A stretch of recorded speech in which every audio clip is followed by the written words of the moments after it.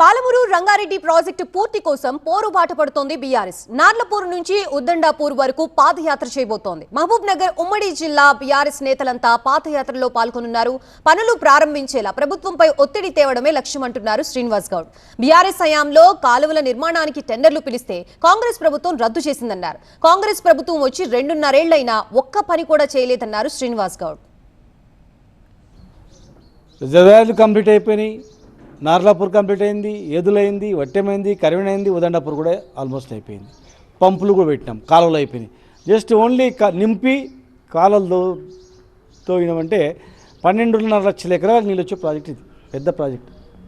కాలువలు టెండర్ పిలిచినాం, ఈ ప్రభుత్వం వచ్చిన తర్వాత టెండర్ రద్దు చేసింది. 2.5 ఏళ్ళు అయింది, ఇంతవరకు ఒక్క పని మొదలు కావట్లేదు. ఇక 1 ఇయర్ అయితే ఎలక్షన్ స్టార్ట్ అవుతుంది. మరి ఈ 1 ఇయర్లో ఎట్లా చేయగలుగుతారు, ఏం చేయగలుగుతారు? ఫోన్లేని 1 ఇయర్ మేము టైం ఇచ్చినాం. పాలమూరు స్థానికుడు, పాలమూరు జిల్లా వాసి కనుక తొందరగా అన్నిటికన్నా ప్రియారిటీ చేస్తారని మేము అనుకున్నాం.